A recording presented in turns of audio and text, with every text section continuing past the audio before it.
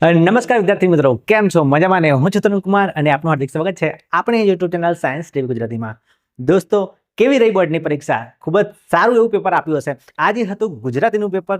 તમારું બધાનું પેપર સારું ગયું હશે અને તમને ચિંતા થતી હશે કે આ પેપરના જવાબો તમે સાચા લખ્યા છે ખોટા। ચાલો તો આજે આપણે આ ગુજરાતીના પેપર સોલ્યુશનની વાત કરીએ અને આ પેપર સોલ્યુશન તમને ઝડપથી આપવા માટે આપણે સ્ક્રીન રેકોર્ડિંગ થ્રુ આનું પેપર સોલ્યુશન કર્યું છે। તો ચાલો જોઈએ ધોરણ 10 2026ની બોર્ડની પરીક્ષાનું ગુજરાતીનું પેપર સોલ્યુશન। શરૂ કરીએ પેપર સોલ્યુશન। તો ગુજરાતીની અંદર વિભાગ એની અંદર જોડકા જોડવામાં આવે છે। એમાં વાયરલ ઇન્ફેક્શનમાં આવે છે તાડકા બી, પછી ડાંગવાનો અને એમાં આવે છે ક જગદીશભાઈ, ભૂખથી ભૂંડી ભીખ એમાં આવે છે ઈ નાનો, વિરલ વિભૂતિ એમાં આવે છે અમીચંદભાઈ। ત્યારબાદ બ વિભાગમાં આપણે જોઈએ તો અંકલેશ્વરને મિત્રો મજાકમાં ખાલી જગ્યા કહેતા હતા તો ગંદકેશ્વર। પછી કાળું માને છે કે જગતમાં સૌથી ખરાબ બાબત ખાલી જગ્યા છે તો એમાં આવશે ભીખ માટે હાથ લંબાવવો।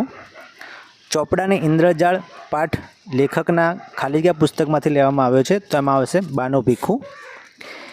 હિમ નદી ઓળંગવાના સાધનોના અભાવે લેખક ખાલી જગ્યા તો એમાં પાછા ફર્યા। ત્યારબાદ ક છે, એમાં 1 ગુણના પ્રશ્નો છે। અંકિતને પરીક્ષામાં ઉત્તીર્ણ થવાની ખુશીમાં કયા પુસ્તકો ભેટમાં મળ્યા હતા? તો એમાં જવાબ આવશે રામાયણ, મહાભારત અને બાળકથાઓ મળી હતી। નરેન લગ્નના માંગા શા માટે પાછા ઠેલતો હતો? કારણ કે તે જે છોકરી ઉપર કવિતા લખતો હતો એ છોકરી એને લગ્ન કરવાની ના પાડતી હતી, એટલા માટે લગ્નના માંગા પાછા ઠેલતો હતો। પછી મિત્રો 3 થી 4 ગુણના 3 થી 4 વાક્યોના જવાબ છે, એ તમે તમારી રીતે લખ્યા હશે સમજીને, તો આપણે સ્કીપ કરી દઈએ છીએ। પછી 8 થી 10 વાક્યના છે એ પણ સ્કીપ કરી દઈએ છીએ। ચલો પછી વિભાગ બી આવે છે પદ્ય વિભાગ, તો એમાં જોડકા જોડવામાં આવે છે। 17મો પ્રશ્ન, સિલવંત સાધુને તો એમાં આવશે ડ ગંગાસતી। પછી દીકરીમાં આવશે ક અશોક ચાવડા।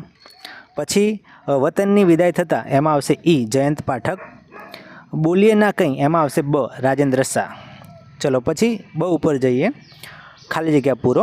વૈષ્ણવ જનપદ ખાલી જગ્યાને અતિ પ્રિય હતું તો એમાં આવશે ગાંધીજી।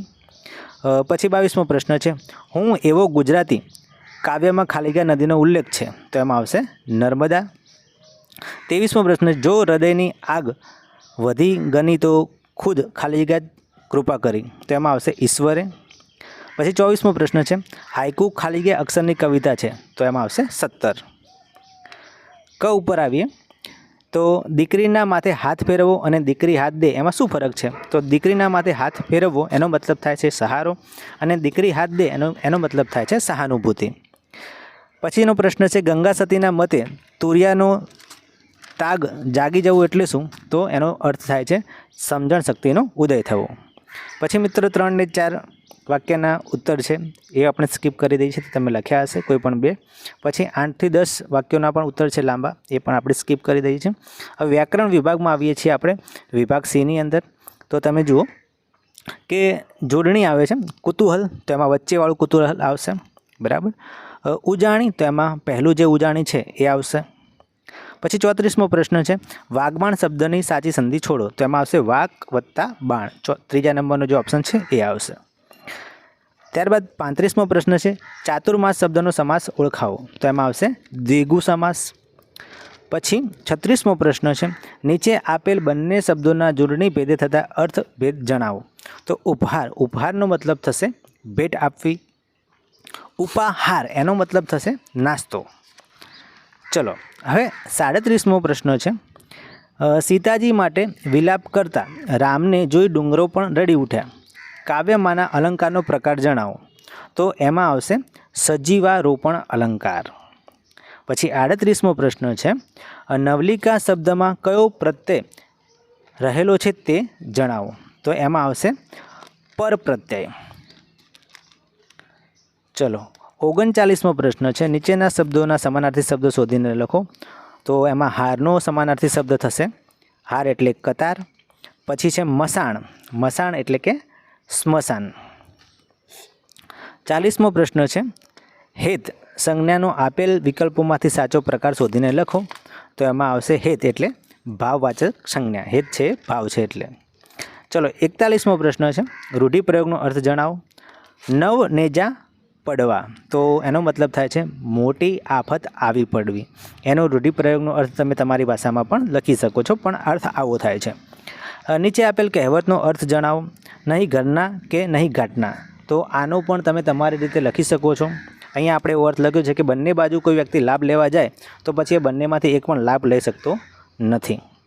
43મો પ્રશ્ન છે, નીચેના શબ્દ સમૂહ માટે એક શબ્દ આપો. તો જેની કોઈ સંભાળ રાખનાર નથી તે, તો જેની કોઈ પણ સંભાળ ન રાખતું હોય એ અનાથ હોય. એટલે એવું બાળક અનાથ કહેવાય જેના મમ્મી પપ્પા કે કંઈ ના હોય.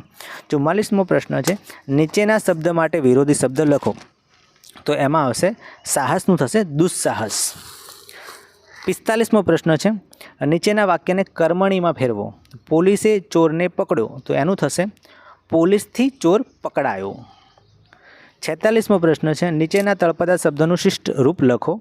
તો વાવડનું શિષ્ટ રૂપ થશે સમાચાર. 47મો પ્રશ્ન છે, નીચેના વાક્યમાંથી વિશેષણ શોધીને પ્રકાર જણાવો. દોરીનો છેડો બારણે બાંધ્યો છે, તો એમાં જે વિશેષણ આવશે એ દોરીનો આવશે અને સંબંધવાચક એ વિશેષણ થશે. ચલો 48મો પ્રશ્ન છે, નીચેના વાક્યમાંથી ક્રિયા વિશેષણ શોધીને પ્રકાર જણાવો. તો આમાં ક્રિયા વિશેષણ આવશે નિયમિત, જે સમયવાચક છે. ઘણા લોકો આને રીતિવાચક સાથે પણ જોડે છે. 49મો પ્રશ્ન છે, તૃષ્ણા શબ્દના ધ્વનિ ઘટકો એટલે કે સ્વર અને વ્યંજન છૂટા પાડો. તો એમાં આવશે ત વત્તા રૂ વત્તા સ વત્તા અણ વત્તા આ.